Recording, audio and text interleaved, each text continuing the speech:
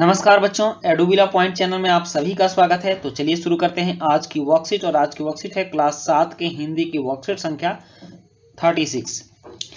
बच्चों, आज हम कंचा पाठ का दूसरा अंश पढ़ेंगे। यह पाठ एक कहानी है जिसके लेखक टी पद्मनाभम है। नीचे दिए गए अंश को पढ़कर प्रश्नों के उत्तर दीजिए।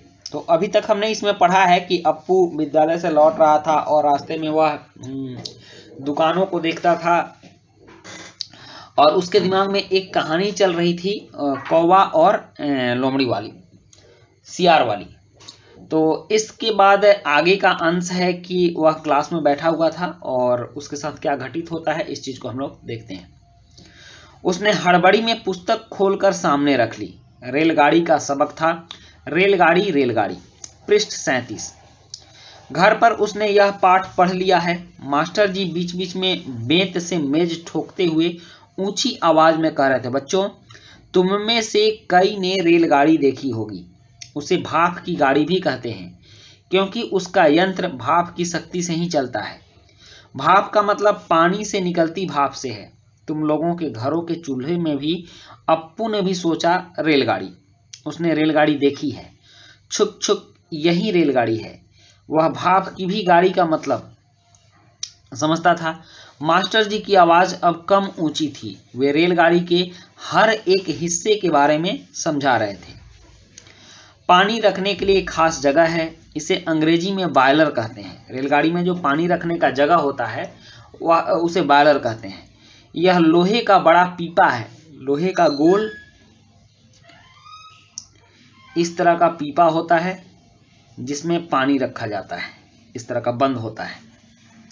लोहे का एक बड़ा कांच का जार, उसमें हरी लकीर वाले सफेद गोल कंचे। अब इसका ध्यान भटक गया।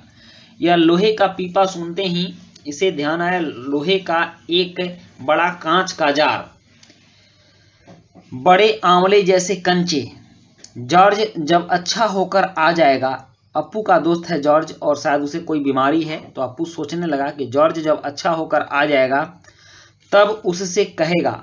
उस समय जॉर्ज कितना खुश होगा। सिर्फ वे दोनों खेलेंगे और किसी को साथ खेलने नहीं देंगे। उसके चेहरे पर चौक का टुकड़ा आ गिरा। अभी यह सोच ही रहा था कि शायद मास्टर जी ने चौक फेंक कर अप्पू को मारा और वह चौक उसके चेहरे पर आकर गिर पड़ा। अनुभव के कारण वह उठकर खड़ा हो गया। उसे लग गया कि मास्टर जी ने ही मारा होगा। मास्टर जी गुस्से में हैं। अरे तू उधर क्या कर रहा है? उसका दम घुट रहा था। वह खामोश खड़ा रहा। क्या नहीं बोलेगा? वे अप्पू के पास पहुंचे। सारी कक्षा सांस रोके हुए उसी तरफ देख रही है। उसकी घबराहट बढ़ गई। अब है प्रश्न 1 कि मास्टर जी द्वारा पढ़ाया जा रहा सबक किस बारे में था। प्रश्न 2 है कि सिर्फ वे दोनों खेलेंगे। यहाँ किन दोनों की बात हो रही है, उनके नाम लिखिए। प्रश्न 3 है कि रेलगाड़ी को भाप का यंत्र क्यों कहते हैं। और प्रश्न 4 है कि भाप के और क्या उपयोग होते हैं, सोचकर लिखिए। प्रश्न 5 है कि मास्टर जी गुस्से में क्यों थे। और प्रश्न 6 है कि भाप के अलावा पानी के अन्य दो रूप कौन हैं। तो चलिए अब इन प्रश्नों के उत्तर लिखते हैं।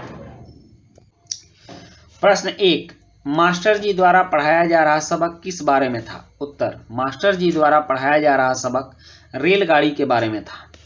फिर प्रश्न 2 है कि सिर्फ वे दोनों खेलेंगे। यहाँ किन दोनों की बात हो रही है, उनके नाम लिखिए। उत्तर, यहाँ अप्पू और जॉर्ज के बारे में बात हो रही है।